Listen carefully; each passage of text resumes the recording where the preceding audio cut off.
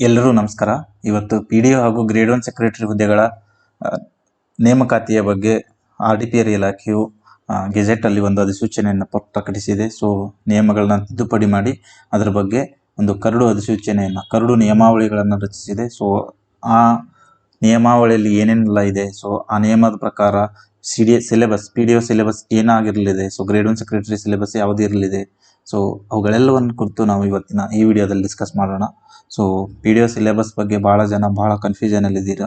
So ಏನೆಲ್ಲ ನಿಮ್ಮ confusion ಇದೆ, ಸೊ PDO ಸಿಲೆಬಸ್ನ ಎಕ್ಸ್ಪ್ಲನೇಷನ್ನು ಈ ವಿಡಿಯೋದಲ್ಲಿ ಕರೆಕ್ಟಾಗಿ ಎಲ್ಲ ಮಾಹಿತಿಗಳನ್ನು ನಾವು ಅಧಿಸೂಚನೆಗಳ ಪ್ರಕಾರ ಸರ್ಕಾರದ ನಿಯಮಾವಳಿಗಳನ್ನ ನಿಮಗೆ ವಿವರಿಸುವಂತಹ ಕಾರ್ಯವನ್ನು ಈ ವಿಡಿಯೋದಲ್ಲಿ ಮಾಡ್ತೇವೆ. ಸೊ ದಯವಿಟ್ಟು ಕೊನೆಯವರೆಗೂ ವಿಡಿಯೋನ ನೋಡಿ. ಅದಾದಮೇಲೆ ನಿಮ್ಗೆ ಏನಾದರೂ ಡೌಟ್ಸ್ ಇದ್ದರೆ ಕಮೆಂಟ್ ಸೆಕ್ಷನಲ್ಲಿ ತಿಳಿಸಿ ಅವುಗಳನ್ನ ಉತ್ತರ ನೀಡುವ ಪ್ರಯತ್ನವನ್ನು ನಾವು ಮಾಡ್ತೀವಿ. ಸೊ ಈಗಾಗಲೇ ನಾವು ದಿ ಟಾರ್ಗೆಟ್ 100 ಟೆಲಿಗ್ರಾಮ್ ಚಾನಲಲ್ಲಿ SSC ಬಗ್ಗೆ ಭಾಳಷ್ಟು ಇನ್ಫಾರ್ಮೇಷನ್ನ ನೀಡ್ತಾ ಇದ್ದೀವಿ. ಅದರ ಜೊತೆಗೆ ಕೇಂದ್ರ ಸರ್ಕಾರದ ಯಾವುದೇ ನೋಟಿಫಿಕೇಷನ್ ಬಗ್ಗೆ, ರೈಲ್ವೆ ಇಲಾಖೆ ಬಗ್ಗೆ ನೀಡ್ತಾ ಇದ್ದೀವಿ. ಅದರ ಜೊತೆಗೇ ಕರ್ನಾಟಕದಲ್ಲಿ ನಡೆಯುವಂಥ ಪರೀಕ್ಷೆಗಳಾದ PDO, ವಿಲೇಜ್ ಅಕೌಂಟೆಂಟು, ಇವುಗಳ ಏನಾದರೂ ಹೊಸ ಮಾಹಿತಿ ಸರ್ಕಾರದಿಂದ ಬಂದಿದ್ದರೆ ಅವುಗಳನ್ನ ನೀಡುವ ಕಾರ್ಯವನ್ನು ನಮ್ಮ ಈ ಟೆಲಿಗ್ರಾಮ್ ಚಾನಲ್ ಮೂಲಕ ನಾವು ಮಾಡ್ತಾ ಇದ್ದೀವಿ. ಸೊ ಅದಕ್ಕೋಸ್ಕರ ನಮ್ಮ ಈ ದಿ ಟಾರ್ಗೆಟ್ 100 ಟೆಲಿಗ್ರಾಮ್ ಚಾನಲ್ನ ಎಲ್ಲರೂ ಜಾಯ್ನ್ ಆಗಿ. ಇದರಲ್ಲಿ ನಾವು ವಿಡಿಯೋಕ್ಕಿಂತ ಹೆಚ್ಚಾಗಿ, ಯೂಟ್ಯೂಬ್ಗಿಂತ ಹೆಚ್ಚಾಗಿ ನಾವು ದಿ ಟಾರ್ಗೆಟ್ 100 ಟೆಲಿಗ್ರಾಮ್ ಚಾನಲಲ್ಲಿ ಹೆಚ್ಚು ಸಕ್ರಿಯವಾಗಿ ನಿಮ್ಮ ಜೊತೆ ಸಂಪರ್ಕದಲ್ಲಿರ್ತೀವಿ. ಸೊ ಹಾಗಾಗಿ ದಿ ಟಾರ್ಗೆಟ್ 100 ಟೆಲಿಗ್ರಾಮ್ ಚಾನಲ್ನ ಜಾಯ್ನ್ ಆಗಿ. ಸೊ ಇಲ್ಲೇನೆಲ್ಲ ಡಿಸ್ಕಸ್ ಮಾಡಿದ್ದೀನಿ ಅಲ್ಲಿನೂ ಇದಕ್ಕಿಂತ ಮುಂಚೆನೇ ಬರಹದ ಮೂಲಕ, ಅಂದರೆ ನಿಮಗೆ ಮೆಸೇಜ್ ಮೂಲಕ ತಿಳಿಸೋಕ್ಕೆ ಟ್ರೈ ಮಾಡಿರ್ತೀನಿ. ಸೊ ಅದಾದಮೇಲೆ ಜಾಸ್ತಿ ಎಕ್ಸ್ಪ್ಲನೇಷನ್ ಮಾಡೋಕ್ಕೆ ಕಷ್ಟ ಆದರೆ ಅವುಗಳ ಕುರಿತು ಈ ಯೂಟ್ಯೂಬ್ ಮೂಲಕ ವಿಡಿಯೋದಿಂದ ನಿಮಗೆ ನಾನು ನೀಡ್ತಾ ಇರ್ತೀನಿ ಮಾಹಿತಿ. ಸೊ ಇವತ್ತಿನ ಈ ಅಧಿಸೂಚನೆಯಲ್ಲಿ, ಕರಡು ಅಧಿಸೂಚನೆಯಲ್ಲಿ ಏನೇನೆಲ್ಲ ಇದೆ, ಸೊ ಅದನ್ನು ಏನಂತ ಕರೀತಾರೆ ಅನ್ನೋದನ್ನ ಈ ವಿಡಿಯೋಯಿಂದ ಶುರು ಮಾಡೋಣ ಇಲ್ಲಿಂದ. ಸೊ ಫಸ್ಟ್ಗೆ ಕರ್ನಾಟಕ ಸಾಮಾನ್ಯ ಸೇವೆ ಅಭಿವೃದ್ಧಿ ಶಾಖೆ ಮತ್ತು ಸ್ಥಳೀಯ ಆಡಳಿತ ಶಾಖೆ ವೃಂದ ಮತ್ತು ನೇಮಕಾತಿ ನಿಯಮಗಳು 2008 ಇದು ಇತ್ತು ಒಂದು ನಿಯಮ. ಈ ನಿಯಮದಲ್ಲಿ ಏನು ಮಾಡ್ತಿದ್ರು, ಗ್ರಾಮ ಪಂಚಾಯಿತಿಗಳಲ್ಲಿ ಕಾರ್ಯನಿರ್ವಹಿಸುತ್ತಿರುವ ನೌಕರರಾದ ಬಿಲ್ ಕಲೆಕ್ಟರು, ಲೆಕ್ಕಿಗರು, ಗುಮಾಸ್ತರು, ಬೆರಳಚ್ಚುಗಾರರು, ಗುಮಾಸ್ತ ಕಮ್ ಡಾಟಾ ಎಂಟ್ರಿ ಆಪರೇಟರು ಮತ್ತು ಗ್ರಾಮ ಪಂಚಾಯಿತಿ ಕಾರ್ಯದರ್ಶಿ ಗ್ರೇಡ್ 2 ಹಾಗೂ ದ್ವಿತೀಯ ದರ್ಜೆ ಲೆಕ್ಕ ಸಹಾಯಕ ಹುದ್ದೆಗಳಿಗೆ ನೇಮಕಾತಿ ಅವಕಾಶ ಕಲ್ಪಿಸ್ತಿತ್ತು ಇದರಲ್ಲಿ. ಸೊ ಈ ಕಾನೂನು ಇದೆಯಲ್ಲ, ಈ ಕಾನೂನಿನಲ್ಲಿ ನಾನು ಮೊದಲೇ ನಿಮಗೆ ಹೇಳಿದ್ದೆ, ಯಾವುದೇ ಒಂದು ಹುದ್ದೆಗೆ ಅದರದ್ದೇ ಆದ ಕಾನೂನು ಇರುತ್ತೆ. ಆ ಹುದ್ದೆಗೆ ಕಾನೂನು ರಚಿಸೋರು ಯಾರು ಅಂತಂದರೆ ಆಯಾ ಇಲಾಖೆಗೆ, ಆ ಹುದ್ದೆ ಸಂಬಂಧಪಟ್ಟ ಆಯಾ ಇಲಾಖೆ. ಈಗ ಈ ಗ್ರೇಡ್ 1 ಸೆಕ್ರೆಟರಿ, ಈ PDO ಹುದ್ದೆಗೆ ಸಂಬಂಧಪಟ್ಟಿದ್ದು RDPR. ಸೊ RDPR ಈ ಹುದ್ದೆಗಳ ನೇಮಕಾತಿಗೆ ತನ್ನದೇ ಆದ ಒಂದು ನಿಯಮಾವಳಿನ ರೂಪಿಸುತ್ತೆ. ಸೊ ಆ ನಿಯಮಾವಳಿ ಪ್ರಕಾರ ಈ ಮೊದಲಿಗೆ ಕರ್ನಾಟಕ ಸಾಮಾನ್ಯ ಸೇವೆಗಳ ಅಭಿವೃದ್ಧಿ ಶಾಖೆ ಮತ್ತು ಸ್ಥಳೀಯ ಆಡಳಿತ ಶಾಖೆ ವೃಂದ ಮತ್ತು ನೇಮಕಾತಿ ಅಂತ 2008 ಅಂತ ಇದು ಇತ್ತು. ಸೊ ಇದರಲ್ಲಿ ಬರೀ ಇವೆಲ್ಲ ಬಿಡಿ, ಇವೆಲ್ಲ ಅಲ್ಲಿ ಗ್ರಾಮ ಪಂಚಾಯತಿ ಮಟ್ಟದಲ್ಲಿ ಆಗ್ತಾ ಇರೋದು. ಸೊ ಇದರಲ್ಲಿ ಏನಂತಂದರೆ ಗ್ರಾಮ ಪಂಚಾಯತಿ ಕಾರ್ಯದರ್ಶಿ ಗ್ರೇಡ್ 2 ಮತ್ತು SDA ಅಂದರೆ ಯಾವುದು, ದ್ವಿತೀಯ ದರ್ಜೆ ಲೆಕ್ಕ ಸಹಾಯಕ. ಸೊ ಈ 2 ಹುದ್ದೆಗಳು ಮಾತ್ರ ಇದರಿಂದ ನೇಮಕಾತಿ ಆಗ್ತಿದ್ವು ಈ ಕಾನೂನಿನ ಅಡಿಯಲ್ಲಿ. ಸೊ ಈ ನಿಯಮದ ಅಡಿಯಲ್ಲಿ ಏನೆರಡು ಉಳಿದಿರುವಂಥ PDO ಮತ್ತು ಗ್ರೇಡ್ 1 ಸೆಕ್ರೆಟರಿ ಅವುಗಳಿಗೆ ಬೇರೆಯಾದ ಕಾನೂನಿತ್ತು. ಸೊ ಆ ಕಾನೂನಿನ ಅಡಿಯಲ್ಲಿ ಅವುಗಳಿಗೆ ಪೇಪರ್ 2 ಅಲ್ಲಿ ಇದು ಇರ್ತಿತ್ತು, ಏನದು ಡೊಮೈನ್ ಪೇಪರು, ಪಂಚಾಯತ್ ರಾಜ್ ಇಲಾಖೆಯ ಪೇಪರ್ ಇರ್ತಿತ್ತು. ಸೊ ಆ ಕಾನೂನಿನ ಅಡಿಯಲ್ಲಿ ಅವುಗಳಿಗೆ ಸಿಲೆಬಸ್ ಏನು, ಅವುಗಳಿಗೆ PDOಗೆ ಏಜ್ ಏನಿರಬೇಕು, ಎಷ್ಟು ಪರ್ಸೆಂಟೇಜ್ ಖಾಲಿ ಇರುವ ಎಷ್ಟು ಪರ್ಸೆಂಟೇಜ್ ಹುದ್ದೆಗಳನ್ನ ನೇರ ನೇಮಕಾತಿಯಲ್ಲಿ ನೇರ ನೇಮಕಾತಿ ಮೂಲಕ ನೇಮಕಾತಿಯನ್ನು ಮಾಡಬೇಕು ಅನ್ನೋದು ಕುರಿತು ಅದರಲ್ಲಿ ಇತ್ತು. ಸೊ ಈಗೇನು ಮಾಡಿದ್ದಾರೆ, ಇವತ್ತಿನ ಈ ಅಧಿಸೂಚನೆಯಲ್ಲಿ ಈ ನಿಯಮ ಇದೆಯಲ್ಲ 2008, ಇದಕ್ಕೆ ತಿದ್ದುಪಡಿ ತಂದಿದ್ದಾರೆ. ಸೊ ಅದರ ಹೆಸರೇನಿಟ್ಟಿದ್ದಾರೆ ಅಂತಂದರೆ, ಈ ನಿಯಮಗಳನ್ನು ಕರ್ನಾಟಕ ಸಾಮಾನ್ಯ ಸೇವೆಗಳು ಅಭಿವೃದ್ಧಿ ಶಾಖೆ ಮತ್ತು ಸ್ಥಳೀಯ ಆಡಳಿತ ಶಾಖೆ ವೃಂದ ಮತ್ತು ನೇಮಕಾತಿ ತಿದ್ದುಪಡಿ ನಿಯಮಗಳು 2024 ಅಂತ ಕರೀತಿದ್ದಾರೆ. ಸೊ ಇದು ಕರಡು ಅಧಿಸೂಚನೆ, ಡ್ರಾಫ್ಟ್. ಇದನ್ನು ಸೊ ಡ್ರಾಫ್ಟ್ ಅಂದರೆ ಏನರ್ಥ ಅನ್ನೋದು ಎಲ್ಲವನ್ನು ನಾನು ಈ ವಿಡಿಯೋದಲ್ಲಿ ನಿಮಗೆ ಹೇಳ್ಕೊಡ್ತೀನಿ. ಸೊ ಈ ರೀತಿ ಈ PDF ಇದೆಲ್ಲ PDF ಇಂದ ಸ್ಕ್ರೀನ್ಶಾಟ್ ತೊಗೊಂಡಿರೋದು. ಸೊ ಈ PDF ನಾನು ಆಲ್ರೆಡಿ ದಿ ಟಾರ್ಗೆಟ್ 100 ಟೆಲಿಗ್ರಾಮ್ ಚಾನಲಲ್ಲಿ ಕೊಟ್ಟಿದ್ದೀನಿ, ಅಲ್ಲಿ ಬೇಕಾದರೆ ನೋಡಿ. ಸೊ ಈ ಅಧಿಸೂಚನೆಯಲ್ಲಿ ಕೊಟ್ಟಿದ್ದಾರೆ ಫಸ್ಟ್ಗೆ ಕರ್ನಾಟಕ ರಾಜ್ಯ ಸಿವಿಲ್ ಸೇವಾ ಅಧಿನಿಯಮ ಇದೆಲ್ಲ ಇದೆ. ಸೊ ಇದನ್ನೆಲ್ಲ ನೋಡ್ಕೊಳ್ಳಿ. ಅದರ ಅಡಿಯಲ್ಲಿ, ಸೊ ಈ ನಿಯಮದ ಅಡಿಯಲ್ಲಿ ನಾವು ಈ ನಿಯಮವನ್ನು ತಿದ್ದುಪಡಿ ಮಾಡ್ತಾ ಇದ್ದೀವಿ ಅಂತ ಹೇಳಿದ್ದಾರೆ. ಸೊ ಈ ನಿಯಮವನ್ನು ತಿದ್ದುಪಡಿ ಮಾಡ್ತಾ ಇದ್ದಾರೆ. ಸೊ ಇದರಿಂದ ಯಾರಾದರೂ ಸದರಿ ನಿಯಮಗಳಿಂದ, ಇದು ಕರಡು, ಸೊ ಕರಡನ್ನು ಸದರಿ ನಿಯಮಗಳಿಂದ ಬಹುದಾದ ಎಲ್ಲ ವ್ಯಕ್ತಿಗಳಿಂದ ಮಾಹಿತಿಗಾಗಿ ಈ ಮೂಲಕ ಪ್ರಕಟಿಸಲಾಗಿದೆ. ಮತ್ತು ಕರ್ನಾಟಕ ರಾಜ್ಯಪತ್ರದಲ್ಲಿ ಪ್ರಕಟಣೆಯಾದ 15 ದಿನಗಳ ನಂತರ ಸದರಿ ಕರಡು ನಿಯಮಗಳನ್ನು ಪರಿಗಣನೆ ತೆಗೆದುಕೊಳ್ಳಲಾಗುವುದೆಂದು ಈ ಮೂಲಕ ಸೂಚಿಸಲಾಗಿದೆ. ಸೊ ಇದು ಆಗಿದೆಯಲ್ಲ, ಇದರ ನಂತರ 15 ದಿನಗಳವರೆಗೆ ಯಾರಾದರೂ ಆಕ್ಷೇಪಣೆ ಸಲ್ಲಿಸುವವರು ಈ ಕರಡು ನಿಯಮಗಳ ಕುರಿತಂತೆ ಮೇಲೆ ನಿರ್ದಿಷ್ಟಪಡಿಸಿದ ಅವಧಿಯೊಳಗಾಗಿ ರಾಜ್ಯ ಸರ್ಕಾರದಿಂದ ಯಾವುದೇ ವ್ಯಕ್ತಿ ಸ್ವೀಕೃತವಾದ ಯಾವುದೇ ಆಕ್ಷೇಪಣೆ ಮತ್ತು ಸಲಹೆಗಳನ್ನು ರಾಜ್ಯ ಸರ್ಕಾರದಿಂದ ಪರಿಗಣಿಸಲಾಗುವುದು. ಆಕ್ಷೇಪಣೆಗಳು ಮತ್ತು ಸಲಹೆಗಳನ್ನು ಸರ್ಕಾರದ ಪರ ಇಲ್ಲಿಗೆ ನೀವು ಏನಾದರೂ ಈ ಅಧಿಸೂಚನೆಯಲ್ಲಿ ನಿಮಗೆ ಏನಾದರೂ ಆಕ್ಷೇಪಣೆಗಳಿದ್ದರೆ ಸಲ್ಲಿಸಬೇಕು ಅನ್ನೋದನ್ನ ಕೊಟ್ಟಿದ್ದಾರೆ. ಸೊ ಈ ಅಧಿಸೂಚನೆಯಲ್ಲಿ ಗ್ರಾಮ ಪಂಚಾಯತಿ ಅಭಿವೃದ್ಧಿ ಅಧಿಕಾರಿಗೆ ಇಲ್ಲಿ ಸೀನಿಯರ್ ಗ್ರಾಮ ಪಂಚಾಯತಿ ಅಭಿವೃದ್ಧಿ ಅಧಿಕಾರಿದು ಇದೆ. ಸೊ ಅದ್ರ ಕುರಿತು ನಾವು ಡಿಸ್ಕಸ್ ಮಾಡೋದು ಬೇಡ ಈ PDF ಅಲ್ಲಿ. ಸೊ ನಮಗೆ ಇಂಪಾರ್ಟೆಂಟ್ ಏನು ಅದ್ರ ಕುರಿತು ಡಿಸ್ಕಷನ್ ಮಾಡೋಣ.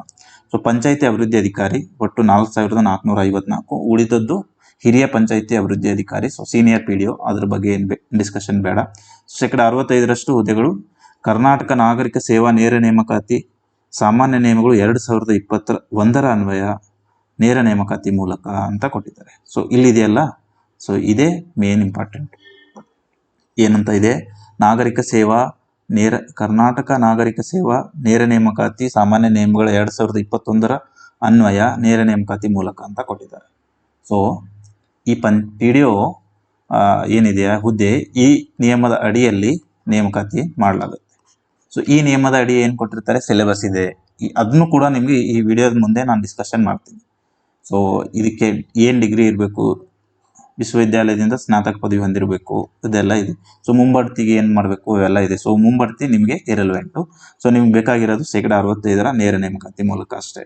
ಸೊ ಇಲ್ಲಿನೂ ಏನಂತ ಕೊಟ್ಟಿದ್ದಾರೆ ನೋಡಿ, ಕರ್ನಾಟಕ ನಾಗರಿಕ ಸೇವಾ ನೇರ ನೇಮಕಾತಿ ಸಾಮಾನ್ಯ ನಿಯಮಗಳು 2021 ಅನ್ವಯ ಅಂತ.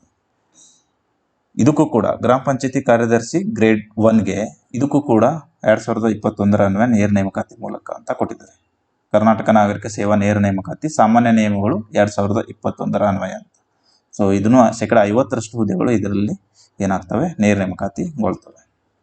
ಸೊ ಎಷ್ಟು ಸಂಖ್ಯೆಗಳಲ್ಲಿ ನೇಮಕಾತಿ ಆಗಲಿದೆ ಅನ್ನೋದು ಈಗಾಗಲೇ ನಿಮಗೆ ಗೊತ್ತಿದೆ, ಸರ್ಕಾರವು ಪ್ರಕಟಿಸಿದೆ. ಬಟ್ ಸಿಲೆಬಸ್ ಏನು, ಯಾವ ರೀತಿ ಮಾಡಬೇಕು ಅನ್ನೋದು ಇಲಾಖೆಗೂ ತಿಳಿದಿರಲಿಲ್ಲ. ಸೊ ಇಲಾಖೆ ಈಗ ಕರಡು ಅಧಿಸೂಚನೆಯನ್ನು ಪ್ರಕಟಿಸಿದೆ. ಸೊ ಈ ಕರಡು ಅಧಿಸೂಚನೆಯ ಪ್ರಕಾರ ಯಾವೆಲ್ಲ ರೀತಿಯ ಸಿಲೆಬಸ್ ಇರಲಿದೆ ಅನ್ನೋದನ್ನ ನಾನು ಡಿಸ್ಕಸ್ ಮಾಡ್ತಿದ್ದೇನೆ. ಸೊ ಇದ್ರ ಜೊತೆಗೆ ಈ ಅಧಿಸೂಚನೆಯಲ್ಲಿ ಇನ್ನೊಂದು ಹೊಸ ಅನುಸೂಚಿಯನ್ನು ಸೇರ್ಪಡೆಗೊಳಿಸಿದ್ದಾರೆ. ಸೊ ಇದು ಇದೆಯಲ್ಲ, ಇವೆಲ್ಲ ಆಲ್ರೆಡಿ ಈ ನಿಯಮ ಇತ್ತು. ಕರ್ನಾಟಕ ಸಾಮಾನ್ಯ ಸೇವೆ ಅಭಿವೃದ್ಧಿ ಶಾಖೆ ಮತ್ತು ಸ್ಥಳೀಯ ಆಡಳಿತ ಶಾಖೆ ವೃಂದ ಮತ್ತು ನೇಮಕಾತಿ ನಿಯಮಗಳು 2008 ಅಂತ. ಅದಕ್ಕೆ ಇವುಗಳನ್ನ ಸೇರಿಸ್ತಾ ಇರೋದು. ಅವುಗಳ ಎರಡರಲ್ಲಿನೂ PDO ಮತ್ತು ಗ್ರೇಡ್ 1 ಸೆಕ್ರೆಟರಿದು ನೇಮಕಾತಿ ಬಗ್ಗೆ ಮಾಹಿತಿ ಇರಲಿಲ್ಲ. ಇವಕ್ಕಂತಾನೆ ಬೇರೆ ಸಪರೇಟ್ ಆದ ಇನ್ನೊಂದು ಕಾನೂನು ಇತ್ತು, ಅದನ್ನು ರದ್ದುಪಡಿಸಿ ಈಗೇನು ಮಾಡಿದ್ದಾರೆ, ಅವೆರಡೂ ಇದರಲ್ಲಿ ಸೇರಿಸಿದ್ದಾರೆ. ಪಂಚಾಯತಿ ಅಭಿವೃದ್ಧಿ ಅಧಿಕಾರಿ ವೃಂದದ ಹುದ್ದೆಗೆ ಮತ್ತು ಅದಕ್ಕೆ ಸಂಬಂಧಿಸಿದ ನಮೂದುಗಳ ಬದಲಾಗಿ ಈ ಕೆಳಕಂಡ ನಮೂದುಗಳನ್ನು ಪ್ರತ್ಯಾಯೋಜಿಸಲಾಗಿದೆ. ಸೊ ಈ ಕೆಳಕಂಡದನ್ನು ಹೊಸದಾಗಿ ಸೇರಿಸಲಾಗಿದೆ. ಇದೇ ಹೊಸ ತಿದ್ದುಪಡಿ. ಸೊ ಇದರ ಪ್ರಕಾರ ಹೊಸ ಸಿಲೆಬಸ್ ಏನು ಇರಲಿದೆ, ಈ ಸಾಮಾನ್ಯ ನಿಯಮಗಳ 2021 ನೇರ ನೇಮಕಾತಿ ಇದೆಯಲ್ಲ, ಈ ಅಧಿಸೂಚನೆಯನ್ನು ಕೂಡ, ಈ ನಿಯಮವನ್ನು ಕೂಡ ನಾನು ನಿಮ್ಮ ಜೊತೆ ಡಿಸ್ಕಸ್ ಮಾಡ್ತೀನಿ. ಸೊ ಅದ್ರ ಜೊತೆಗೇನೆ ಈ ಹೊಸ ಒಂದು ಶೆಡ್ಯೂಲನ್ನು ಸೇರಿಸಿದ್ದಾರೆ. ಸೊ ಅನುಸೂಚಿ ಅಂದರೆ ಶೆಡ್ಯೂಲ್. ಸೊ ಈ ಶೆಡ್ಯೂಲಲ್ಲಿ ಏನಿದೆ, ಹಿರಿಯ ಪಂಚಾಯತಿ ಅಭಿವೃದ್ಧಿ ಅಧಿಕಾರಿಗೆ ರಾಜ್ಯ ವೃಂದ, ಪಂಚಾಯತಿ ಅಭಿವೃದ್ಧಿ ಅಧಿಕಾರಿ ಕೂಡ ರಾಜ್ಯ ವೃಂದ. ಸೊ ಇವೆರಡೂ ರಾಜ್ಯ ವೃಂದ, ಉಳಿದಂತೆ ಗ್ರೇಡ್ 1 ಸೆಕ್ರೆಟರಿ, ಗ್ರೇಡ್ 2 ಸೆಕ್ರೆಟರಿ ಮತ್ತು SDA ಇವೆಲ್ಲ ಜಿಲ್ಲಾ ವೃಂದ.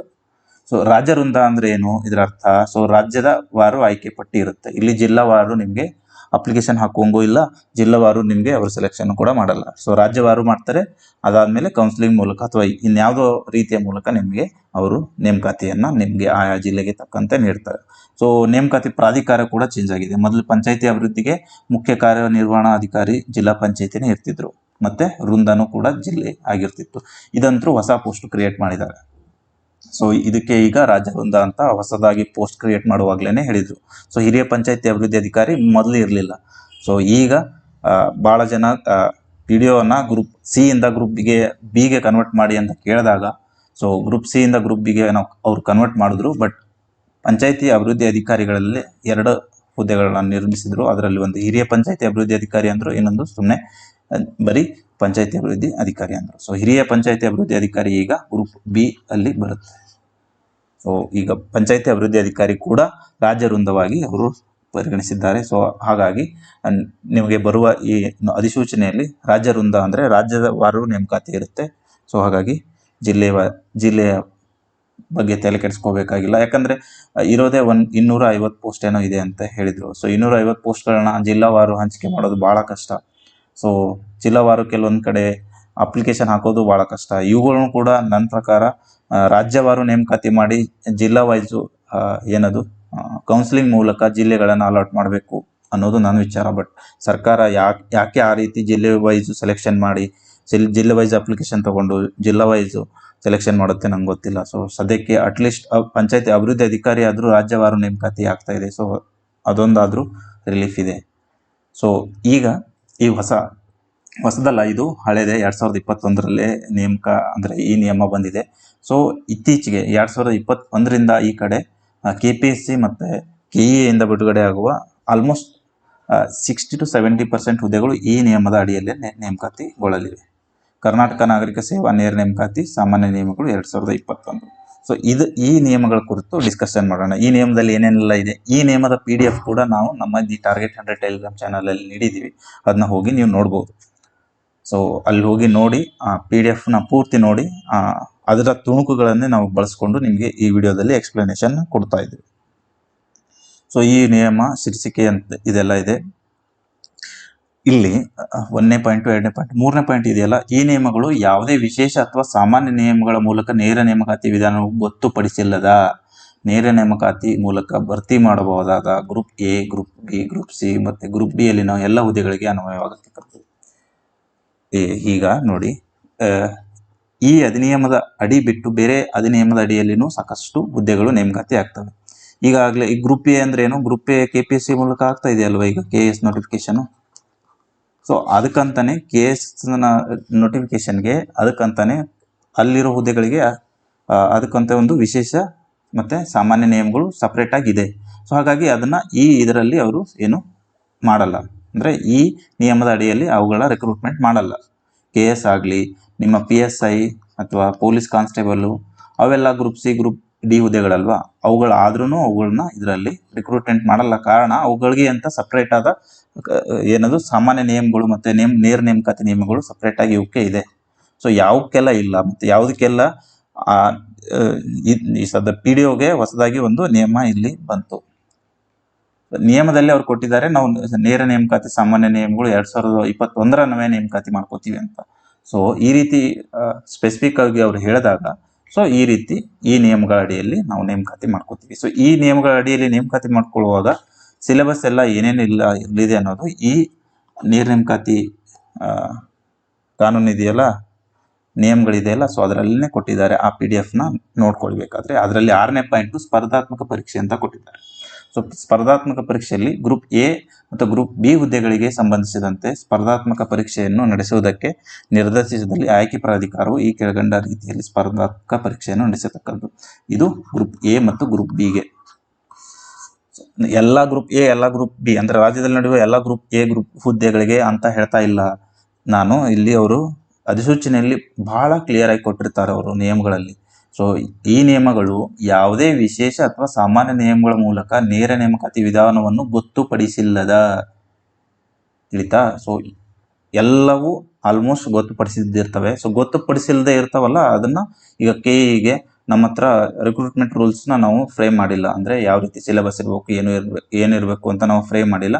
ಅದಕ್ಕೋಸ್ಕರ ನೀವೇ ಮಾಡಿ ಅಂತ KPSCಗೆ ಕೊಟ್ಟರೆ ಅವರು ಈ ನಿಯಮದ ಅಡಿಯಲ್ಲಿ ಮಾಡ್ತಾರೆ. ಸೊ ಈಗ ಹೊಸದಾಗಿ ನಿಯಮಗಳು ರಚನೆ ಆಗ್ತಾ ಇದ್ದಾವೆ. ಈಗ ವಿಲೇಜ್ ಅಡ್ಮಿನಿಸ್ಟ್ರೇಟಿವ್ ಆಫೀಸರ್ ತಲಾಟಿ ಹುದ್ದೆಗೆ ಅಂದರೆ ಅದಕ್ಕೂ ಕೂಡ ಹೊಸದಾಗಿ ನೇರ ನೇಮಕಾತಿ ಕಾನೂನು ರಚನೆ ಆಯಿತು. ಯಾಕಂದರೆ ಅದು ಇದಕ್ಕಿಂತ ಮುಂಚೆ ನೇರ ನೇಮಕಾತಿ ಕಾನೂನು ಏನಿತ್ತು, ಅದು PUC ಪರೀಕ್ಷೆಯಲ್ಲಿ ತೆಗೆದುಕೊಂಡಿರೋ ಅಂಕಗಳ ಆಧಾರದ ಮೇಲೆ ನೇರ ನೇಮಕಾತಿ ನಡೀತಾ ಇತ್ತು.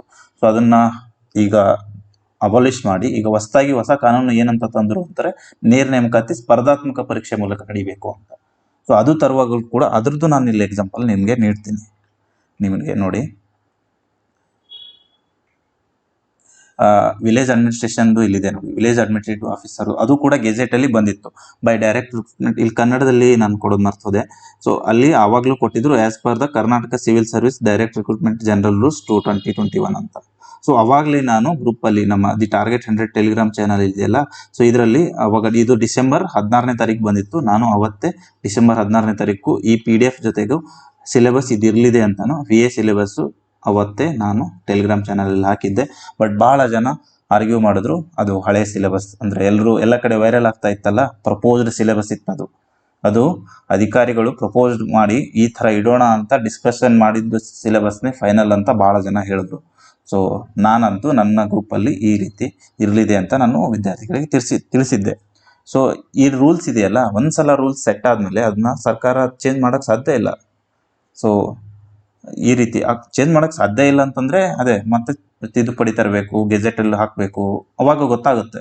ಸೊ ಈಗ ಅವರು ಒಂದ್ಸಲ ಗೆಜೆಟಲ್ಲಿ ಇದನ್ನು ಫೈನಲ್ ಅಂತ ಮಾಡಿದಾಗ ಸೊ ಇದ್ರ ಪ್ರಕಾರನೇ ಸಿಲೆಬಸ್ ನಡೆಸಬೇಕು. ಸೊ ಇದ್ರ ಪ್ರಕಾರ ಸಿಲೆಬಸ್ ಏನಿತ್ತು ಅನ್ನೋದನ್ನ ನಾನು ಡಿಸ್ಕಷನ್ ಮಾಡ್ತೀನಿ. ಸೊ ತಿಳಿತಾ? ಈ ರೀತಿ ಈಗ PDO ಕೂಡ ಅದೇ ರೀತಿ ಕೊಟ್ಟಿದ್ದಾರೆ. ಈಗ ಹೆಂಗೆ ವಿಲೇಜ್ ಅಕೌಂಟೆಂಟ್ ಇಲ್ಲಿ ಕೊಟ್ಟಿದ್ದಾರಲ್ವಾ ನೋಡಿ, ಆಸ್ ಪರ್ ದ ಕರ್ನಾಟಕ ಮಾಡಿ ಅಂತ ನೇರ ನೇಮಕಾತಿ ಮಾಡಬೇಕು, ಇದು as per the civil service direct recruitment general rules 2021 ಅಡಿಯಲ್ಲಿ ಮಾಡಬೇಕು ಅಂತ ಕೊಟ್ಟಿದ್ದಾರೆ. ಅದೇ ರೀತಿ PDOಗೂ ಕೊಟ್ಟಿದ್ದಾರೆ, ಪಂಚಾಯತಿ ಅಭಿವೃದ್ಧಿ ಅಧಿಕಾರಿ ಏನದು ನಾಗರಿಕ ನೇರ ನೇಮಕಾತಿ ಸಾಮಾನ್ಯ ನಿಯಮಗಳು 2021 ಅನ್ವಯ ನೇರ ನೇಮಕಾತಿ ಮಾಡಬೇಕು ಅಂತ ಕೊಟ್ಟಿದ್ದಾರೆ. ಇದಕ್ಕೂ ಕೂಡ ಹಾಗೆ. ಸೊ 2021 ನೇಮಕಾತಿ ಅನ್ವಯ ಏನಿದೆ ಸಿಲೆಬಸ್ಸು, ಇದು ಗ್ರೂಪ್ A ಗ್ರೂಪ್ Bಗೆ ಇದೆ ಅಂತ ಹೇಳಿದೆ. ಗ್ರೂಪ್ A ಗ್ರೂಪ್ Bಗೆ ಮಾತ್ರ ಪತ್ರಿಕೆ 1 ಸಾಮಾನ್ಯ ಪತ್ರಿಕೆ ಇದೆ, ಪತ್ರಿಕೆ 2 ನಿರ್ದಿಷ್ಟ ಪತ್ರಿಕೆ ಇದೆ.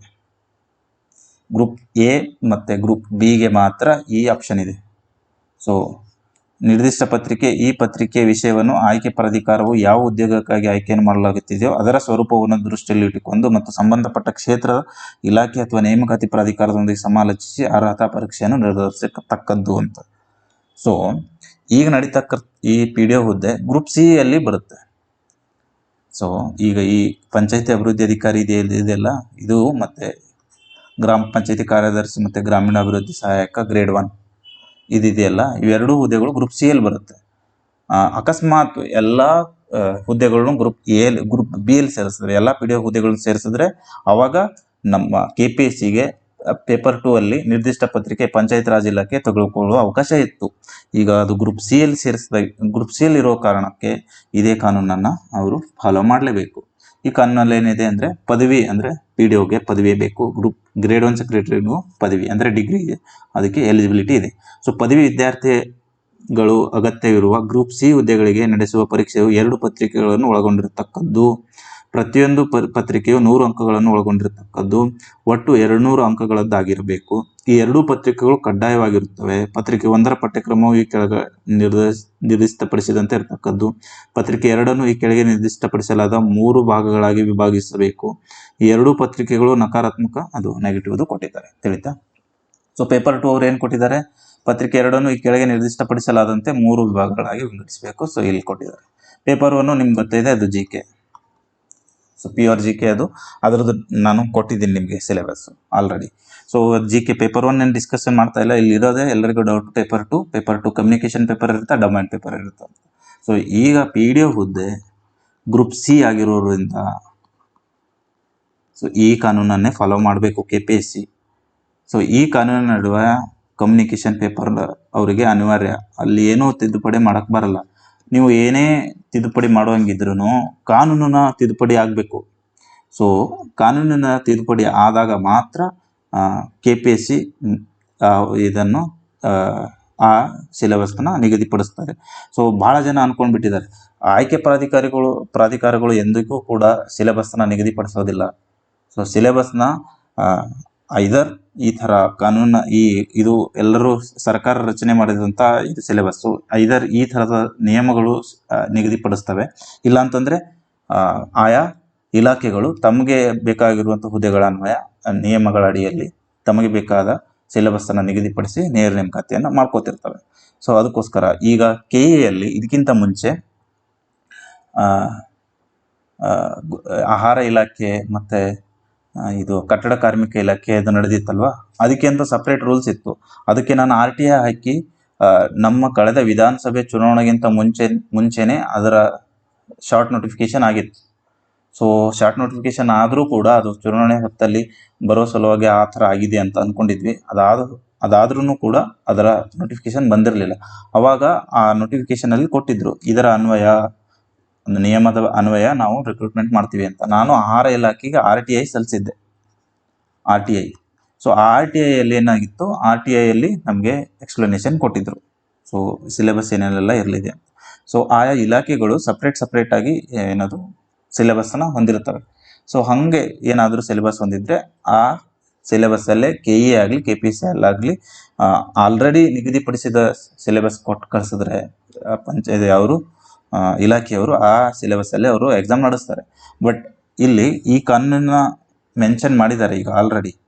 ಈ ಹೊಸ ಈ ತಿದ್ದುಪಡಿ ನಿಯಮದಲ್ಲಿ ಈ ಕಾನೂನನ್ನು ಮೆನ್ಷನ್ ಆಗಿದೆ. ಸೊ ಈ ಕಾನೂನಿನ ಮೆನ್ಷನ್ ಆದಮೇಲೆ ಈ ಕಾನೂನಿನ ಅಡಿಯಲ್ಲಿರುವ ಸಿಲೆಬಸ್ಸನ್ನೇ ಫಾಲೋ ಮಾಡುವುದು ಅನಿವಾರ್ಯ. ಸೊ KPSCಗೆ ನೀವು ಎಷ್ಟು ರಿಕ್ವೆಸ್ಟ್ ಮಾಡಿಕೊಂಡ್ರೆ ಅವ್ರು ಚೇಂಜ್ ಮಾಡುವ ಅಧಿಕಾರ ಅವರಿಗಿಲ್ಲ. ಸೊ ಅವರ ಅಧಿಕಾರದ ವ್ಯಾಪ್ತಿಯಲ್ಲಿ ಇಲ್ಲದೆ ಇರತಕ್ಕಂತಹ ವಿಷಯಗಳ ಅವ್ರನ್ನ ನಾವು ಕೇಳೋದೇ ತಪ್ಪು. ಮೊದಲನೇ ಬಾರಿಗೆ ನೀವು ಏನೇ ಇದ್ರೂ ಈಗ ರಿಕ್ವೆಸ್ಟ್ ಮಾಡಬೇಕಾಗಿರೋದು, ಅಕಸ್ಮಾತ್ ಪೇಪರ್ 2 ನಿಮಗೆ ಡೊಮೈನ್ ಪೇಪರೇ ಬೇಕಿದ್ದರೆ ಅದಕ್ಕೆ ಆಕ್ಷೇಪಣೆ ಸಲ್ಲಿಸಬೇಕು. ಇಲ್ಲಾಂದರೆ ಪಂಚಾಯತ್ ರಾಜ್ ಇಲಾಖೆಗೆ ಮಾತ್ರ ನಿಮ್ಮ ಆಕ್ಷೇಪಣೆ ಇರಬೇಕು ಹೊರತು KPSCಗೆ ನೀವು ಏನು ಆಕ್ಷೇಪಣೆ ಸಲ್ಲಿಸಿದ್ರು ಅಥವಾ ಸಿಲೆಬಸ್ ಫಿಕ್ಸ್ ಮಾಡೋದು KPSC KE ಯಾವುದೇ ಅಲ್ಲ. ಇದೊಂದು ಕ್ಲಾರಿಫಿಕೇಶನ್ ನಿಮಗೆ ಕೊಟ್ಟೆ. ಸೊ ಇದು ಪದವಿ ಹಂತದಲ್ಲಿರುವುದು. ಇದು ಪದವಿ ಡಿಪ್ಲೊಮಾ PUC SSLC ಮತ್ತು ತತ್ಸಮಾನ ವಿದ್ಯಾರ್ಥಿ ಅಥವಾ ಪದವಿ ದರ್ಜೆಗಿಂತ ಕಡಿಮೆ ಇರುವ ಇನ್ಯಾವುದೇ ವಿದ್ಯಾರ್ಥಿಗಳಿಗೆ ಅಗತ್ಯ ಇರುವ ಹುದ್ದೆಗಳಿಗಾಗಿ ಪರೀಕ್ಷೆ 2 ಪತ್ರಿಕೆಗಳನ್ನು ಹೊಂದಿರತಕ್ಕದ್ದು. ಸೊ ಇದು ಕೂಡ ಅದೇ ಸೇಮ್ ಸಿಲೆಬಸ್ ಇದೆ. ಸೊ ಇದು ಡಿಗ್ರಿ ಮೇಲಿಂದ ಈ ಥರ ಇರಬೇಕು, PUC ಮೇಲಿಂದ ಈ ಥರ ಇರಬೇಕು ಅಂತ ಕೊಟ್ಟಿದ್ದಾರೆ. ಸೊ PUC ಡಿಗ್ರಿ ಏನು ವ್ಯತ್ಯಾಸ ಇಲ್ಲ, ಬಟ್ ಅವರು ಎಕ್ಸ್ಪ್ಲನೇಷನ್ ಮಾಡಲೇಬೇಕು ಅಧಿಸೂಚನೆಯಲ್ಲಿ. ಸೊ ಅದಕ್ಕೋಸ್ಕರ ಎಕ್ಸ್ಪ್ಲನೇಷನ್ ಕೊಟ್ಟಿದ್ದಾರೆ. ಇದು ಗ್ರೂಪ್ C ಹುದ್ದೆಗಳಿಗೆ ಸಂಬಂಧಿಸಿದಂತೆ ಎಲ್ಲಿ ಪದವಿ ಹುದ್ದೆ, B ಡಿಪ್ಲೊಮಾ PUC SSLC ಮತ್ತು ಡಿಗ್ರಿಗಿಂತ ಕಡಿಮೆ ಇರುವ ಯಾವುದೇ ವಿದ್ಯಾರ್ಥಿ ಇದ್ದರೂ ಈ ರೀತಿ ಮಾಡಬೇಕು ಅಂತ ಕೊಟ್ಟಿದ್ದಾರೆ. ಸೊ ಇವೆರಡು ಆಯಿತು. ಕನ್ನಡ ಭಾಷಾ ಪರೀಕ್ಷೆ ಬಗ್ಗೆನೂ ಕೂಡ ಇದರಲ್ಲಿ ಮೆನ್ಷನ್ ಆಗಿದೆ, ಈ ಕಾನೂನಿನ ಅಡಿಯಲ್ಲಿ ಮೆನ್ಷನ್ ಆಗಿದೆ, ನಿಯಮದ ಅಡಿಯಲ್ಲಿ ಮೆನ್ಷನ್ ಆಗಿದೆ. ಅದಕ್ಕೋಸ್ಕರನೇ ಕನ್ನಡ ಭಾಷಾ ಪರೀಕ್ಷೆ ಕಂಪಲ್ಸರಿ ಇರಬೇಕು, 150 ಅಂಕಗಳದ್ದಿರಬೇಕು, ಕನಿಷ್ಠ 50 ಅಂಕಗಳು ತಗೋಬೇಕು ಅಂತ. KPSCಯಲ್ಲಿ ಅಂತೂ ಇದು ರೆಗ್ಯುಲರ್ ಆಗಿ ನಡೀತಾ ಇದೆ ಕನ್ನಡ ಭಾಷಾ ಪರೀಕ್ಷೆ. KE ಪ್ರತಿ ನೋಟಿಫಿಕೇಶನಲ್ಲೂ ಈ ರೀತಿಯ ಕಾನೂನಿನ ಅಡಿಯಲ್ಲಿ ಯಾವುದಾದ್ರೂ ನೋಟಿಫಿಕೇಶನ್ ಬಂದರೆ ಅದು ಕೂಡ ಕನ್ನಡ ಭಾಷಾ ಪರೀಕ್ಷೆ, ಕಡ್ಡಾಯ ಕನ್ನಡ ಭಾಷಾ ಪರೀಕ್ಷೆ ನಡೆಸುತ್ತೆ. ಸೊ ಈಗ ಸದ್ಯಕ್ಕೆ KEಯಲ್ಲಿ ಯಾವುದಿದೆ ಆ ಥರ ಅಂತಂದರೆ village accountant, village administrative officer, VAO. So ತಲಾಟಿ ಹುದ್ದೆಗಳಿಗೆ ಕಡ್ಡಾಯ ಕನ್ನಡ ಪರೀಕ್ಷೆ ಇರುತ್ತೆ ಅಂತ KE ನೋಟಿಫಿಕೇಶನಲ್ಲಿ ಕೊಟ್ಟಿದೆಯಲ್ವಾ. ಸೊ KE ವಿಲೇಜ್ ಅಕೌಂಟೆಂಟ್ಗೆ ನಾನು ನಿಮ್ಗೆ ಹೇಳಿದೆ, KE ಅವರು ವಿಲೇಜ್ ಅಂದರೆ ಕಂದಾಯ ಇಲಾಖೆಯವರು ಈ ರೀತಿ ನಾವು ಆ್ಯಸ್ ಪರ್ ಈ ರೀತಿ ಈ ಕಾನೂನಿನ ಅಡಿಯಲ್ಲಿ ನೀವು ರಿಕ್ರೂಟ್ಮೆಂಟ್ ಮಾಡಬೇಕು ಅಂತ KE ಅವ್ರಿಗೆ ಹೇಳಿದ್ರು. ಸೊ KE ಈ ರೀತಿ ಸಿಲೆಬಸ್ ಫಿಕ್ಸ್ ಮಾಡ್ತು ಯಾವುದಕ್ಕೆ, ವಿಲೇಜ್ ಅಕೌಂಟೆಂಟ್ಗೆ.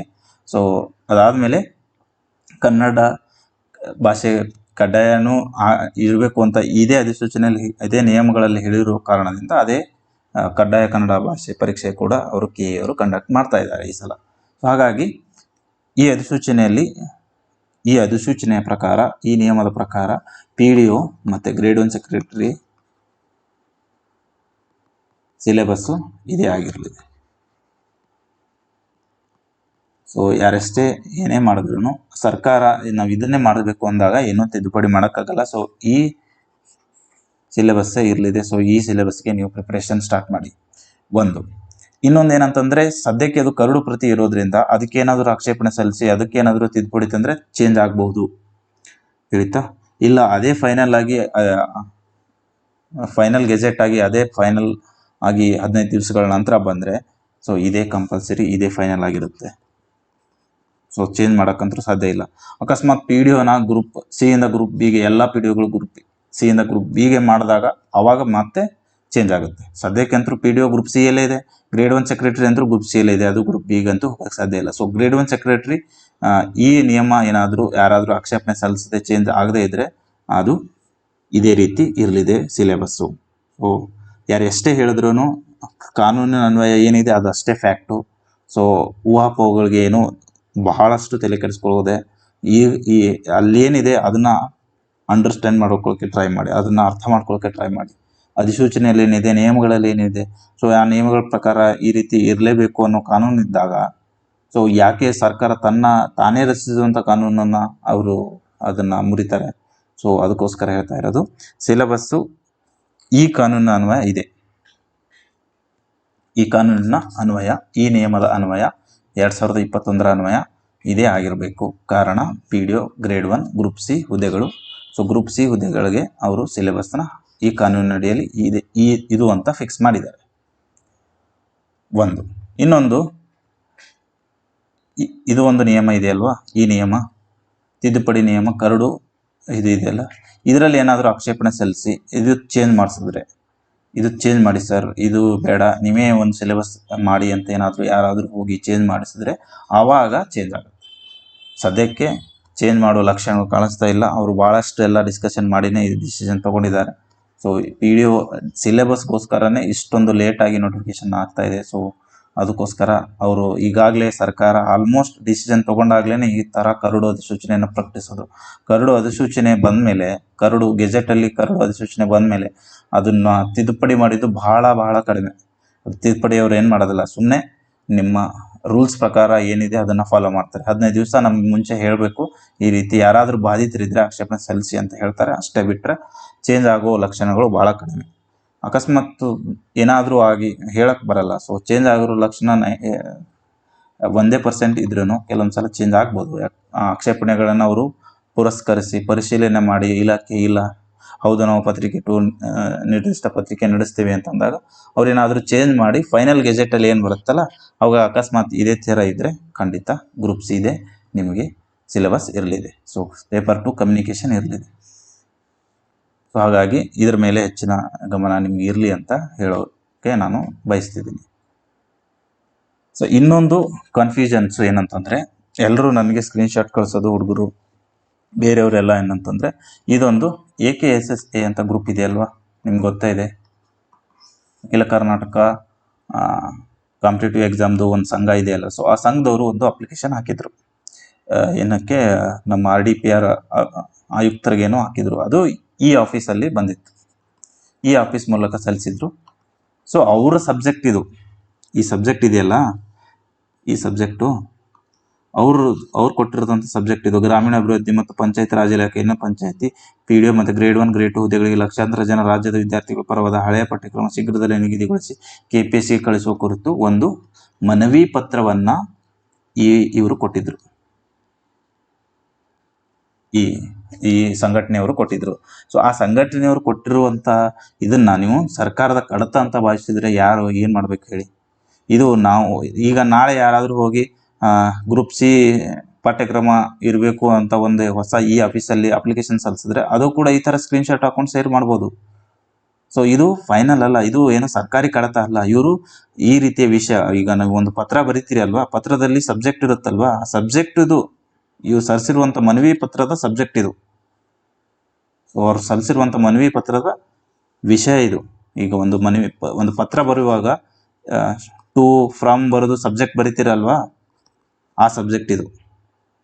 ಸೊ ಇವ್ರ ಮನವಿ ಪತ್ರದಲ್ಲಿ ಈ ರೀತಿ ನಿಗದಿಗೊಳಿಸಿ ಜಲ್ದಿ ಕಳಿಸಿ ಅಂತ ಕೊಟ್ಟಿದ್ದಾರೆ. ಸೊ ಇವರ ಮನವಿ ಪತ್ರವನ್ನು ನೀವು ಸರ್ಕಾರೀಕೃತ, ಸೊ ಸರ್ಕಾರ ಶೀಘ್ರದಲ್ಲೇ ನಿಗದಿಗೊಳಿಸಿ ಕಳಿಸುತ್ತೆ ಅನ್ನೋ ಹಂತದಲ್ಲಿ ನೀವು ವಿಚಾರ ಮಾಡ್ತಾ ಇದ್ದೀರಾ. ಸೊ ಮ್ಯಾನಿಪುಲೇಟ್ ಆಗಕ್ಕೆ ಹೋಗಬೇಡಿ. ಈಗ ಇವರ ಮನವಿ ಸರ್ಕಾರ ಪುರಸ್ಕರಿಸಿದೆ ಇಲ್ಲೋ ಗೊತ್ತಿಲ್ಲ. ಸೊ ಸದ್ಯಕ್ಕೆ ಅಂತರೂ ಅವರು ಕರಡು ಅಧಿಸೂಚನೆಯನ್ನು ಇದಕ್ಕೆ ವಿಮುಖವಾಗಿ, ಇದರ ವಿರುದ್ಧವಾಗಿ, ಅಂದರೆ ಇದನ್ನು ಬಿಟ್ಟು ಅವರು ಕಮ್ಯುನಿಕೇಷನ್ ಪೇಪರೇ ಇರಲಿ ಅಂತ ಡಿಸೈಡ್ ಮಾಡಿದಂಗೆ ಆಗಿದೆ ಈಗ. ಸೊ ಅವರು ಇದನ್ನು ನೀವು ಸರ್ಕಾರಿ ಕಡತ ಅಂತ ದಯವಿಟ್ಟು ಅಂದ್ಕೊಳಕ್ಕೆ ಹೋಗಬೇಡಿ. ಯಾಕಂದರೆ ಇದು ಸರ್ಕಾರಿ ಕಡತ ಅಂದರೆ ಏನು ಅಂತಂದರೆ, ಸರ್ಕಾರ ಏನಾದರೂ ಇಂಟರ್ ಡಿಪಾರ್ಟ್ಮೆಂಟ್, ಅಂದರೆ ಈಗ ವಿಲೇಜ್ ಅಕೌಂಟೆಂಟ್ ನೋಟಿಫಿಕೇಶನ್ ಆಗೋಕ್ಕಿಂತ ಒಂದು ದಿನ ಮುಂಚೆ ಒಂದು ಬಂದಿತ್ತು ಗೊತ್ತಾ ನಿಮಗೆ ನೋಟಿಫಿಕೇಶನು, ಅದರದ್ದು ಸ್ಕ್ರೀನ್ಶಾಟ್ ಹಾಕೋದು ನಾನು ಮರ್ತೋದೆ, ಇಲ್ಲಿ ಎಕ್ಸ್ಪ್ಲೈನ್ ಮಾಡ್ತೀನಿ. ಅಲ್ಲಿ KE ಅವರು ವಾಪಸ್ಸು ಒಂದು ಕಂದಾಯ ಇಲಾಖೆಯವರು KE ಅವರಿಗೆ ಒಂದು ಪತ್ರ ಬರ್ತಿದ್ರು, ನೀವು ಅದು ತಿದ್ದುಪಡಿ ಮಾಡಿ ನಿಮ್ಮ ಕರಡು ಅಧಿಸೂಚನೆಯಲ್ಲಿ ಈ ಥರ ಜಿಲ್ಲಾವಾರು ಎಷ್ಟು ಬೇಕಾದಷ್ಟು ಅಪ್ಲಿಕೇಶನ್ ಹಾಕಂಗಿಲ್ಲ, ಒಂದೇ ಅರ್ಜಿಯನ್ನು ಸಲ್ಲಿಸಬೇಕು ಅಂತ ಒಂದು ಬಂದಿತ್ತು. ಸೊ ಯಾರಾದರೂ ಅದು ನೋಡಿದ್ರೆ ನಿಮ್ಗೆ ಅರ್ಥ ಆಗುತ್ತೆ. ಸೊ ಅದು ಸರ್ಕಾರದ ನಡುವೆ ನಡೀತಾ ಇರುವ ಕಡತಗಳು, ಅದು ಸರ್ಕಾರದ ಕಡತಗಳು. ಸೊ ಅವುಗಳನ್ನ ನೀವು ಬಿಲ್ ಮಾಡಬೇಕು. ಇದು ಮನವಿ ಸಲ್ಲಿಸಿರೋದು. ಈ ಸಬ್ಜೆಕ್ಟಲ್ಲಿ ನಾಳೆ ಇನ್ನೊಬ್ಬ ನಾಗರಿಕ, ಯಾರಾದರೂ ನಾಗರಿಕರು ಅಥವಾ ಅಭ್ಯರ್ಥಿಗಳು ಏನಾದರೂ ಬೇರೆ ಸಬ್ಜೆಕ್ಟ್ ಇಟ್ಕೊಂಡು ಅರ್ಜಿ ಸಲ್ಲಿಸಿದ್ರು ಈ ಸಬ್ಜೆಕ್ಟಲ್ಲಿ, ಈ ಆಫೀಸಲ್ಲಿ, ಸ್ಟೇಟಸಲ್ಲಿ ಇದು ಕಾಣಿಸುತ್ತೆ. ಸೊ ಇದನ್ನ ಇಟ್ಕೊಂಡು ನೀವು ಇಲಾಖೆಯವರು ಈ ರೀತಿ ಡಿಸೈಡ್ ಮಾಡ್ತಾ ಇದ್ದಾರೆ ಅಂತ ಭಾವನೆಯಲ್ಲಿ ಇರಬೇಡಿ. ಇದು ನಮ್ಮ ಇವರು ಸಂಘಟನೆಯವರು ಬಹಳಷ್ಟು ಜನ ಅವರಿಗೆ ರಿಕ್ವೆಸ್ಟ್ ಮಾಡೋದ ಕಾರಣ ಅವರು ಹೋಗಿ ಈ ಸಿಲೆಬಸ್ ಇರಬೇಕು ಅಂತ ಒಂದು ಲೆಟರ್ ಕೊಟ್ಟಿದ್ದಾರೆ. ಸೊ ಆ ಲೆಟರ್ ಸಬ್ಜೆಕ್ಟ್ ಇದು. ಸೊ ಇದನ್ನ ಇಟ್ಕೊಂಡು ನೀವು ಈಗಾಗಲೇ ಅವರೆಲ್ಲ ಶೀಘ್ರ ಹಿಂಗೆ ಮಾಡಬೇಕು ಅಂದ್ಕೊಂಡಿದ್ರು, ಅದೇ ಹೆಂಗೆ ಚೇಂಜ್ ಮಾಡ್ತಾರೆ ಅನ್ನೋ ಇದರಲ್ಲಿ ಇರಬೇಡಿ. ಇದು ಮನವಿ ಪತ್ರ. ನಾನು 2-3 ಸಲ ನಿಮಗೆ ಕ್ಲಾರಿಟಿ ಕೊಟ್ಟೆ. ಸೊ ಇದು ಮನವಿ ಪತ್ರದ ಸಬ್ಜೆಕ್ಟ್ ಇದು, ತಿಳಿತಾ? ಈ ಆಫೀಸ್ ಈಗ ಕರ್ನಾಟಕ ಸರ್ಕಾರ ಈ ಆಫೀಸ್ ಮೂಲಕ ಎಲ್ಲ ಕಡತಗಳನ್ನ ವಿಲೇವಾರಿ ಮಾಡಬೇಕು ಅನ್ನೋ ದೃಷ್ಟಿಯಲ್ಲಿದೆ. ಸೊ ಅದಕ್ಕೋಸ್ಕರ ನಮ್ಮ ಮನವಿ ಪತ್ರಗಳನ್ನ, ಸಾರ್ವಜನಿಕರಿಂದ ಮನವಿ ಪತ್ರಗಳನ್ನು ಅವರು ಈ ಆಫೀಸ್ ಮೂಲಕ ತಗೋತಾ ಇದ್ದಾರೆ. ಜನಸ್ಪಂದನ ಕಾರ್ಯಕ್ರಮ ಮಾಡ್ತಾ ಇದ್ದಾರಲ್ವಾ, ಅಲ್ಲಿನೂ ಕೂಡ ಈ ಆಫೀಸ್ ಮೂಲಕನೇ ಅರ್ಜಿಗಳನ್ನ ತಗೋಬೇಕು ಅನ್ನೋ ಟ್ರಾನ್ಸಿಷನ್ ಪೀರಿಯಡಲ್ಲಿ ಸರ್ಕಾರ ಇದೆ. ಸೊ ಅದಕ್ಕೋಸ್ಕರ ಈ ರೀತಿಯ ಕಡತಗಳು ಸರ್ಕಾರದ್ದಲ್ಲ, ಅಂದರೆ ಸರ್ಕಾರಕ್ಕೆ ಸಲ್ಲಿಸಿರೋ ಮನವಿ ಇದು ಅಷ್ಟೇ. ಸೊ ಇದನ್ನು ಪುರಸ್ಕರಿಸಿಲ್ಲ ಅನ್ನೋದು ನಮಗೆ ಈ ಅಧಿಸೂಚನೆ ಮೂಲಕನೇ ಗೊತ್ತಾಗುತ್ತೆ. ಸೊ ಇವರು ಸಾಕಷ್ಟು ಪ್ರಯತ್ನ ಪಟ್ಟಿದ್ರು, ವಿದ್ಯಾರ್ಥಿಗಳಿಗೆ ಪೋಲ್ ನೀಡಿ ಏನದು PDO ಅದು ಏನದು ಪೇಪರ್ 2 ಅಲ್ಲಿ ಡೊಮೈನ್ ಪೇಪರ್ನ ಇಟ್ಕೊಳ್ಳೋಕ್ಕೆ ಭಾಳಷ್ಟು ಟ್ರೈ ಮಾಡಿದರು. ಪಂಚಾಯತ್ ರಾಜ್ ಇಲಾಖೆ ಸಚಿವರನ್ನು ಭೇಟಿ ಮಾಡಿದರು, ಆಯುಕ್ತರನ್ನು ಭೇಟಿ ಮಾಡಿದರು. ಸೊ ಇವರು ತಮ್ಮ ಕೈಲಾದಷ್ಟು ತಾವು ಪ್ರಯತ್ನವನ್ನು ಪಟ್ಟಿದ್ದಾರೆ. ಬಟ್ ಅಲ್ಟಿಮೇಟ್ಲಿ ಗೌರ್ಮೆಂಟ್ನಲ್ಲಿ ಕೂತಿರುವಂಥ ಎಕ್ಸ್ಪರ್ಟ್ಸ್ ತಗೊಳ್ಳುವಂಥ ಡಿಸಿಷನ್ಗೆ ನಾವು ಒಪ್ಪಬೇಕಾಗುತ್ತೆ. ಈಗ ಅದನ್ನು ಚೇಂಜ್ ಮಾಡಿ ಅಂತ ಯಾರಾದರೂ ಹಂತಕ್ಕೆ ಹೋದರೆ ಅದು ಸರ್ಕಾರ ಯಾವ ರೀತಿ ಅದಕ್ಕೆ ಸ್ಪಂದನೆ ನೀಡುತ್ತೋ ನೋಡಬೇಕು. ಸದ್ಯಕ್ಕೆ ಅಂತೂ ಸರ್ಕಾರ ಕಮ್ಯುನಿಕೇಷನ್ ಪೇಪರ್ ಇಟ್ಕೊಂಡೇ ಈ ಅಧಿನಿಯಮದಲ್ಲೇ ಏನದು ನೇಮಕಾತಿ ಮಾಡಬೇಕು ಅನ್ನೋ ನಿಟ್ಟಿನಲ್ಲಿ ಇರೋದ್ರಿಂದ, ಸೊ ಇದು ಏನದು ಪತ್ರಿಕೆ 2 ಗರಿಷ್ಠ ಅಂಕಗಳು ಸಾಮಾನ್ಯ ಕನ್ನಡ ಮತ್ತು ಸಾಮಾನ್ಯ ಇಂಗ್ಲೀಷು ಕಂಪ್ಯೂಟರ್ ಜ್ಞಾನ ಇದರಲ್ಲೇ ನಡೆಯಲಿದೆ. ಅದು PDO ಗ್ರೂಪ್ C ಹುದ್ದೆ ಅಂತ ಇದ್ದಾಗ. ಅಕಸ್ಮಾತ್ PDOನೇ ಗ್ರೂಪ್ B ಅಂತ ಮಾಡಿದರೆ ಈಗ ಆವಾಗ ಪತ್ರಿಕೆ 2 ನಿರ್ದಿಷ್ಟ ಪತ್ರಿಕೆ ಹಾಕೋಕ್ಕೆ ಸಾಧ್ಯ. ಇಲ್ಲಾಂತಂದರೆ PDOನ ಗ್ರೂಪ್ B ಅಂತೂ ಮಾಡಿಲ್ಲ. ಕಾರಣ ಇದರಲ್ಲಿ ಇದೇ ಅವರ ನೋಟಿಫಿಕೇಶನಲ್ಲಿ ಅವರು 2 ಇದು ಕೊಟ್ಟಿದ್ದಾರೆ ನೋಡಿ. ಇದರಲ್ಲೇ PDF ಇದೆ ನಮ್ಮ ದಿ ಟಾರ್ಗೆಟ್ 100 ಟೆಲಿಗ್ರಾಮ್ ಚಾನಲಲ್ಲಿ. ನೀವು ಅಲ್ಲಿ ಹೋಗಬೇಕಾದ್ರೆ ನೋಡಿ, ಪಂಚಾಯತಿ ಅಭಿವೃದ್ಧಿ ಅಧಿಕಾರಿ ಅಂತಲೂ ಇದೆ, ಹಿರಿಯ ಪಂಚಾಯತಿ ಅಭಿವೃದ್ಧಿ ಅಧಿಕಾರಿ ಅಂತಲೂ ಇದೆ ನೋಡಿ, ಹಿರಿಯ ಪಂಚಾಯತಿ ಅಭಿವೃದ್ಧಿ. ಸೊ 2 ವರ್ಗೀಕರಣ ಮಾಡಿದ್ದಾರೆ ಅಂತಂದರೆ ಇದು ಗ್ರೂಪ್ B ಅವರು ಆಲ್ರೆಡಿ ಕೊಟ್ಟಿದ್ರು, ಇದು ಗ್ರೂಪ್ C. ಇದು ಅಂತರೂ ಗ್ರೂಪ್ C, ಇದಂತರೂ ಡೌಟೇ ಇಲ್ಲ ಗ್ರೂಪ್ C, ಕಾರ್ಯದರ್ಶಿ ಗ್ರೇಡ್ 1. ಸೊ ಇದು ಗ್ರೂಪ್ C, 2 ಗ್ರೂಪ್ Cಗೆ ಆಲ್ಮೋಸ್ಟ್ ಆಲ್ ಇರಲಿದೆ. ಸೊ ಅದಕ್ಕೋಸ್ಕರ ಜಾಸ್ತಿ ಚೇಂಜಸ್ ಆಗೋ ಅವಕಾಶಗಳು ಅಥವಾ ಲಕ್ಷಣಗಳು ಭಾಳ ಕಡಿಮೆ. ಸೊ ಅದಕ್ಕೋಸ್ಕರ ಈ ಸಿಲೆಬಸ್ನ ನೀವು ಪ್ರಿಪ್ರೇಷನ್ ಮಾಡಿ ಅಂತ ಹೇಳ್ತಾ ಈ ವಿಡಿಯೋನ ಇಲ್ಲಿಗೆ ಮುಗಿಸ್ತಾ ಇದ್ದೀನಿ. ಮತ್ತು ಇದನ್ನು ಮೆನ್ಷನ್ ಮಾಡಬೇಕು ನಾನು, ವಿಲೇಜ್ ಅಡ್ಮಿನಿಸ್ಟ್ರೇಷನ್ ಆಫೀಸರ್ದು ಹಾಗೆ ಆಗಿತ್ತು. ಸೊ ಅವರು ಒಂದು ವಿಲೇಜ್ ಅಡ್ಮಿನಿಸ್ಟ್ರೇಷನ್ ಆಫೀಸರ್ದು ಒಂದು ಗೆಜೆಟ್ ಬಂದಿತ್ತು, ಫೈನಲ್ ಗೆಜೆಟ್ ಬಂದಿತ್ತು ಡಿಸೆಂಬರ್ 16ನೇ ತಾರೀಕು. ಅದರಲ್ಲಿ ಅವರು ಇದನ್ನು ಹೇಳಿದರು as per the civil. So ಆವಾಗಲೇ ನಾನು ಡಿಸೆಂಬರ್ 16ನೇ ತಾರೀಕು ನಮ್ಮ ವಿದ್ಯಾರ್ಥಿಗಳಿಗೆ ತಿಳಿಸಿದ್ದೆ, ಅಭ್ಯರ್ಥಿಗಳಿಗೆ ಈ ರೀತಿ ಸಿಲೆಬಸ್ ಇರಲಿದೆ. ಯಾಕಂದರೆ ಇದರಲ್ಲಿ ಆವಾಗ ವಿಲೇಜ್ ಅಕೌಂಟೆಂಟು ಗ್ರೂಪ್ C ಅಂತಲೇ ಇತ್ತು. ಸೊ ಗ್ರೂಪ್ C ಇದ್ದಾಗ ಅದರಲ್ಲಿ ಏನೂ ಡೌಟ್ ಇರಲಿಲ್ಲ, ಇದೇನು ವಿಲೇಜ್ ಅಕೌಂಟೆಂಟ್ ಒಮ್ಮೆ ಗ್ರೂಪ್ Bಗೆ ಕನ್ವರ್ಟ್ ಮಾಡೋ ಸಾಧ್ಯನೇ ಇರಲಿಲ್ಲ. ಸೊ ಅದಕ್ಕೋಸ್ಕರ ಇದು ಇದೆ ಅಂತ ನನಗೆ ಕನ್ಫರ್ಮ್ 100% ಇತ್ತು. ಅದಕ್ಕೋಸ್ಕರ 100% ಕನ್ಫರ್ಮ್ ಇದ್ರೂ ಭಯ ಇರುತ್ತಲ್ವ. ಸೊ ಸರ್ಕಾರ ಚೇಂಜಸ್ ಮಾಡುತ್ತೆ, ಆಂತರಿಕವಾಗಿ ಚೇಂಜಸ್ ಮಾಡುತ್ತೆ. ಅದಕ್ಕೋಸ್ಕರ ಆ ಭಯದಲ್ಲಿ ನಾನು ಇದು ಅಧಿಕೃತ ಮಾಹಿತಿ ಅಂತೂ ಅಲ್ಲ, ಬಟ್ ಗೆಜೆಟಲ್ಲಿ ಈ ರೀತಿ ಕೊಟ್ಟಿದ್ದಾರೆ. ಅದಕ್ಕೋಸ್ಕರ ಈ ಸಿಲೆಬಸ್ಸಲ್ಲಿ ವಿಲೇಜ್ ಅಕೌಂಟೆಂಟ್ ನೋಟಿಫಿಕೇಶನ್ ಆಗುತ್ತೆ ಅನ್ನೋದನ್ನ ನಾನು ಅವತ್ತು ಹೇಳಿದ್ದೆ. ಸೊ ಇನ್ನೂ ಹೆಚ್ಚಿನ ಈ ರೀತಿಯ ಕಾನೂನುಗಳನ್ನು, ನಿಯಮಗಳನ್ನು ನಿಮ್ಮ ಜೊತೆ ನಾನು ಈಗಾಗಲೇ ಭಾಳಷ್ಟು ಹಂಚಿಕೊಂಡಿದ್ದೀನಿ. RTIಗಳನ್ನ ನಾನು ಸಲ್ಲಿಸಿ ಅವುಗಳ ಮಾಹಿತಿಯನ್ನು ನಿಮಗೆ ನೀಡಿದ್ದೀನಿ. ಸೊ ಅದೇ ರೀತಿ ಸರ್ಕಾರದ ಏನಾದರೂ ನೇರ ನೇಮಕಾತಿ ವಿಷಯಗಳ ಬಗ್ಗೆ ಏನಾದರೂ ನಿಮಗೆ ಮಾಹಿತಿಗಳು ಹೊಸದಾಗಿ ಸರ್ಕಾರ ಕೊಟ್ಟಿತ್ತಂದರೆ ಅವುಗಳನ್ನ ನಾನು ನಿಮಗೆ ಈ ದಿ ಟಾರ್ಗೆಟ್ 100 ಟೆಲಿಗ್ರಾಮ್ ಚಾನಲ್ ಮೂಲಕ ನೀಡುತ್ತೇನೆ. ಮತ್ತು SSC ಇನ್ ಕನ್ನಡ ಯೂಟ್ಯೂಬ್ ಚಾನಲಲ್ಲಿ ಈ ಥರದ ವಿಡಿಯೋಗಳು ಎಕ್ಸ್ಪ್ಲನೇಷನ್ ಬರ್ತಾ ಇರ್ತವೆ. ಸೊ ಅದಕ್ಕೋಸ್ಕರ ನಮ್ಮ ಈ 2 ಟೆಲಿಗ್ರಾಮ್ ಮತ್ತು ಯೂಟ್ಯೂಬ್ ಚಾನಲ್ನ ಸಬ್ಸ್ಕ್ರೈಬ್ ಮಾಡ್ಕೊಂಡು ಇಟ್ಕೊಳ್ಳಿ, ನಿಮಗೆ ಹೆಲ್ಪ್ ಆಗುತ್ತೆ. ಸೊ ದಯವಿಟ್ಟು ಇದು ಈ ಸಿಲೆಬಸ್ಸು ಇದು ಫಿಕ್ಸ್ ಆಲ್ಮೋಸ್ಟ್ 90 to 99% ಆಗಿದೆ. ಅಕಸ್ಮಾತ್ ಈ ಆಕ್ಷೇಪಣೆ ಸಲ್ಲಿಸೋಕ್ಕೆ ಸಮಯ ಇದೆಯಲ್ವಾ, ಪ್ರಕಟಣೆಯಾದ 15 ದಿನಗಳ ನಂತರ ಸದರಿ ಕರಡು ನಿಯಮಗಳು ಪರಿಗಣನೆ ತೆಗೆದುಕೊಳ್ಳಲಾಗುವುದೆಂದು ಈ ಮೂಲಕ ತಿಳಿಸಿದ್ದಾರೆ. ಸೊ 15 ದಿನಗಳವರೆಗೆ ಮಾತ್ರ ನಿಮಗೆ ಏನದು ಆಕ್ಷೇಪಣೆ ಸಲ್ಲಿಸೋಕ್ಕೇನೂ ಕೂಡ ಅವರು ಇದು ಕೊಟ್ಟಿದ್ದಾರೆ, ಅರ್ಜಿಯನ್ನು ಕೊಟ್ಟಿದ್ದಾರೆ, ಅಡ್ರೆಸ್ಸನ್ನು ಕೊಟ್ಟಿದ್ದಾರೆ. ಸೊ ಅಲ್ಲಿ ಏನಾದರೂ ಹೋಗಿ ಅದೇನಾದರೂ ಚೇಂಜಸ್ ಮಾಡಿ ಫೈನಲ್ ಗೆಜೆಟಲ್ಲಿ ಏನಾದರೂ ಚೇಂಜಸ್ ಇದ್ದರೆ ಅದನ್ನು ಕೂಡ ನಮ್ಮ ಈ ಟೆಲಿಗ್ರಾಮ್ ಚಾನಲಲ್ಲಿ ನಾವು ಅಪ್ಡೇಟ್ ಮಾಡ್ತಾ ಇರ್ತೀವಿ. ಸದ್ಯಕ್ಕಂತೂ ಇದೇ ಸಿಲೆಬಸ್ ನೀವು ಓದ್ತಾ ಇರಿ. ಇಲ್ಲಾಂದರೆ ಈ ಸಿಲೆಬಸ್ಸಲ್ಲಿ ಈಗಾಗಲೇ ವಿಲೇಜ್ ಅಕೌಂಟೆಂಟ್ ಅಂತೂ ಆಗ್ತಾಯಿದೆ. ಸೊ ವಿಲೇಜ್ ಅಕೌಂಟೆಂಟ್ ಆಗ್ತಾಯಿದೆ, VMTC ಆಗ್ತಾಯಿದೆ. ಅದ್ರ ಜೊತೆಗೆ ಇನ್ನೂ ಹಲವಾರು ಹುದ್ದೆಗಳು ಇದೇ ರೀತಿಯ ಸಿಲೆಬಸ್ಸನ್ನು ಹೊಂದಲಿವೆ. ಸೊ ಅದಕ್ಕೋಸ್ಕರ ಎಲ್ಲರೂ ಈ ಸಿಲೆಬಸ್ ಮೇಲೆ ಜಾಸ್ತಿ ಕಾನ್ಸಂಟ್ರೇಟ್ ಮಾಡಿ ಅಂತ ಹೇಳ್ತಾ ಇಲ್ಲಿಗೆ ಈ ವಿಡಿಯೋನ ಮುಕ್ತಾಯಗೊಳಿಸ್ತಾ ಇದ್ದೇನೆ. ಏನಾದರೂ ಡೌಟ್ಸ್ ಇದ್ದರೆ ನಮ್ಮ ಟೆಲಿಗ್ರಾಮ್ ಚಾನಲಲ್ಲೂ ಕಮೆಂಟ್ ಸೆಕ್ಷನ್ ಇದೆ. ಸೊ ಅಲ್ಲಿ ಬಂದು ಕೇಳ್ಬೋದು, ಅಲ್ಲಿನೂ ನಾನು ಉತ್ತರಿಸಲೇ ಇಲ್ಲ. ಈ ಯೂಟ್ಯೂಬ್ ವಿಡಿಯೋ ಕೆಳಗಡೆನೂ ನೀವು ಕಮೆಂಟ್ ಮಾಡ್ಬೋದು. ಸೊ ಜಾಸ್ತಿ ನೀವು ಟೆಲಿಗ್ರಾಮ್ಗೆ ಜಾಯ್ನ್ ಆಗಿ ಅಲ್ಲಿ ಕಮೆಂಟಲ್ಲಿ ಏನಾದರೂ ಕೇಳಿದರೆ ನಾನು ಉತ್ತರಿಸಬಲ್ಲೆ. ನಾನು SSC ಇನ್ ಕನ್ನಡ ಈ ಯೂಟ್ಯೂಬ್ ಚಾನಲಲ್ಲಿ ಹೆಚ್ಚು ಸಕ್ರಿಯವಾಗಿಲ್ಲ compare to the target 100 Telegram channel ಅಂತ ಹೇಳ್ತಾ ಇವತ್ತಿನ ಈ ವಿಡಿಯೋನ ಇಲ್ಲಿಗೆ ಮುಗಿಸ್ತಾ ಇದ್ದೀನಿ. ಇಲ್ಲಿಯೂ ತನಕ ಕೇಳಿದ್ದಕ್ಕೆ ಎಲ್ಲರಿಗೂ ಧನ್ಯವಾದಗಳು. ಶುಭ ದಿನ.